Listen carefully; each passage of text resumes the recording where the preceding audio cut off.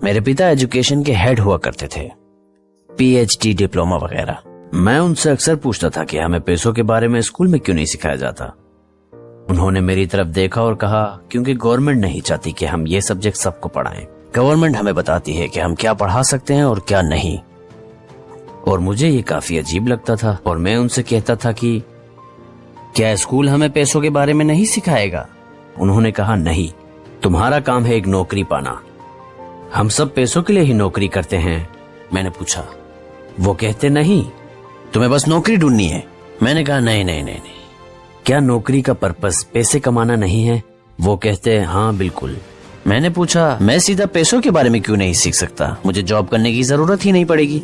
और वो थोड़ा सोच में पड़ गए और कहे, अगर तुम्हें पैसों के बारे में ही सीखना है तो तुम अपने बेस्ट फ्रेंड के पिता से क्यों नहीं सीख लेते?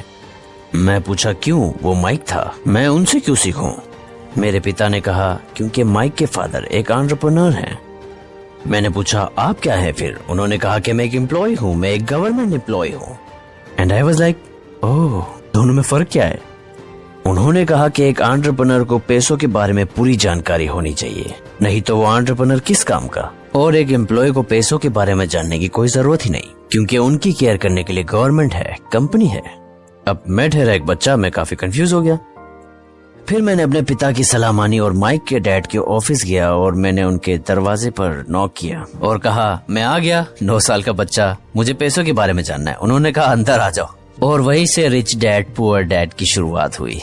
फाइनली रिच डैड ने मेरी बात मानी और मुझे पैसों के बारे में सिखाने को तैयार हो गए, लेकिन सिर्फ एक शर्त पे। और शर्त ये थी कि वो मुझे सैलरी नहीं देंगे। उन्होंने कहा, जिस समय मैं तुम्हें सैलरी दूंगा तुम एक एम्प्लॉय जैसा सोचने लगोगे। उन्होंने कहा, यही जाल है, एंटरप्रेन्योर वर्क्स फॉर फ्री। अब जबकि मैं 9 साल का था, मुझे कुछ समझ ही नहीं आ रहा था। उन्होंने कहा, तुम्हें किसी से भी पेंशन नहीं लेनी, समझ गए ना बच्चे? मैंने कहा, ओके सर, मैं समझ गया। अब मैं पैसे कैसे कमाऊं? उन्होंने कहा, यही तो एंटरप्रेन्योर खुद सोचते हैं। तो अब मैं पैसों के बारे में कैसे सीखूं? तो वो बस एक मोनोपोली गेम बोर्ड बाहर निकालते और उस समय मैं उनके यहाँ फ्री में काम कर रहा था, जैसे कि सिगरेट बच उठाना, और उनके होटल्स भी थे, वहाँ पर क्लीनिंग करना और बाकी के छोटे मोटे काम करता था। और जैसे जैसे मैं बड़ा हुआ मैं ऑफिस वर्क में आ गया, मैं मार्केटिंग और अकाउंटिंग में गया, लेकिन वहाँ मैं बस कामों को सीख रहा था और फ्री में कर रहा था। और ऐसे ही वो मुझे पैसों के बारे में सिखाते थे, पर जिस तरीके से सिखाते थे वो मोनोपोली गेम खेलने जैसा था। फाइनली एक दिन मुझे गुस्सा आ ही गया। मैंने उनसे पूछा कि हम पैसों के बारे में कब सीखने वाले हैं? उन्होंने कहा, तुम्हें क्या लगता है हम क्या कर रहे हैं? हम मोनोपोली खेल रहे हैं। वो कहे, नहीं नहीं नहीं नहीं नहीं, तुम्हें क्या लगता है हम क्या कर रहे हैं? हम मोनोपोली खेल रहे हैं। उन्होंने फिर कहा, तुम्हें क्या लगता है हम क्या कर रहे हैं? मैंने कहा, मुझे नहीं पता, मैं तुम्हें पैसों के बारे में सिखा रहा हूँ। वो कहते थे, दुनिया में अमीर बनने के बहुत से तरीके हैं, बहुत से फॉर्मूलाज हैं, लेकिन इनमें से सबसे बेस्ट तरीके हमें मोनोपोली गेम में मिलते हैं आज भी। वो कहते कि इस दुनिया में अमीर बनने का सबसे अच्छा तरीका है कि हम मोनोपोली असल जिंदगी में खेलें। क्या हमें बस इतना ही करना है? वो कहे, हाँ बस इतना ही। तुम्हें क्या लगता है मैं क्या कर रहा हूँ? और मैंने कहा, मुझे नहीं पता। और फिर वो मुझे बाहर ले गए और अपने ग्रीन हाउसेस दिखाए। और 10 साल बाद जब मैं 19 का हुआ, मैं न्यूयॉर्क के एक स्कूल में था और तब मैं हवाई वापस आया और रिच डैड ने हवाई में सबसे बड़ी जमीन खरीद ली थी, ठीक वाइकीकी बीच के सामने। और अगर आज भी आप वाइकीकी बीच जाएंगे तो वहां पर आपको हायट रेजेंसी होटल दिखेगा। वो उनका होटल था, बिल्कुल मोनोपोली के खेल की तरह।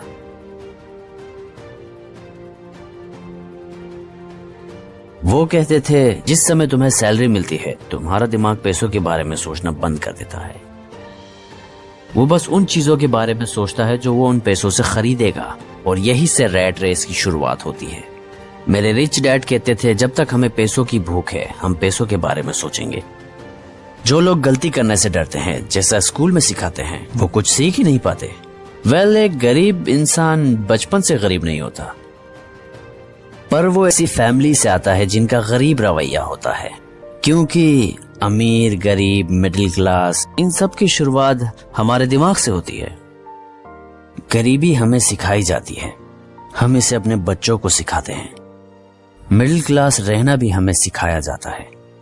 तो जो लोग भी अभी घर पर बैठे हैं, जो फाइनेंशियली स्ट्रगल कर रहे हैं, या उन्हें पैसों की चिंता है, या खुश नहीं हैं, भले ही वो कितना भी पैसा कमाते हो, पर उस काम से खुश नहीं जो वो कर रहे हैं, ये सब हमें सिखाया गया है।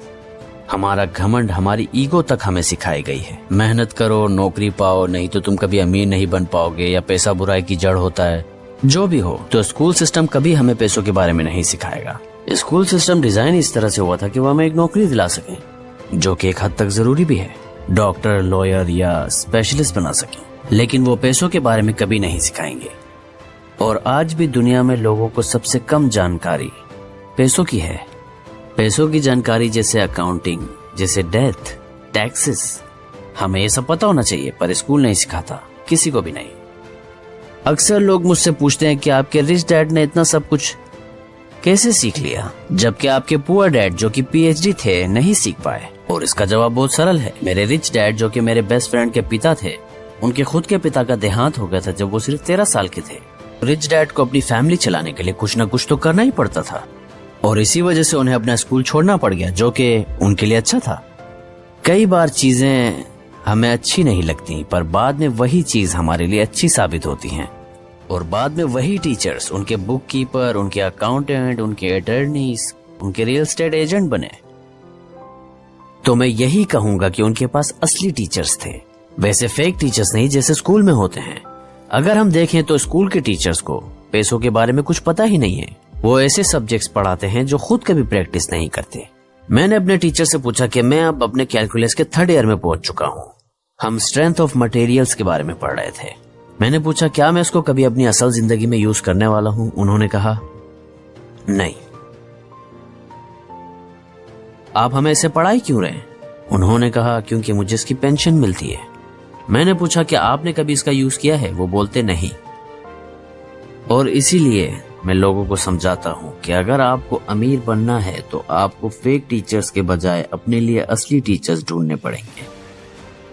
और एक फेक टीचर जो पढ़ाता है उसे अपने असल जिंदगी में कभी यूज नहीं करता। एक असली टीचर जो पढ़ाता है उसको हर एक दिन असल जिंदगी में यूज करता है।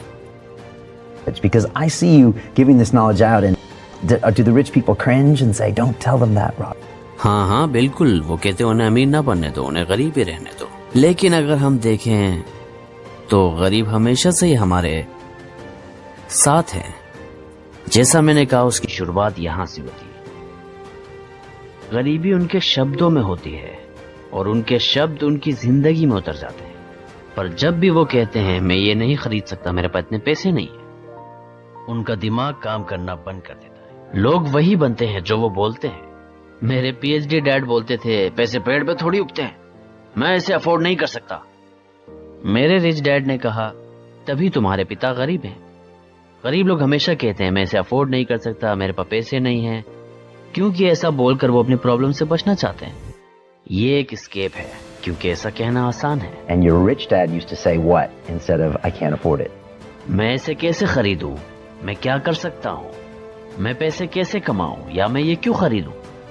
वो कहते थे सवाल पूछने से दिमाग काम करता है, वो इसे सोचने पर मजबूर करता है। अगर हम कहेंगे कि मैं इसे अफोर्ड नहीं कर सकता, तब हमारा दिमाग काम करना बंद कर देता है।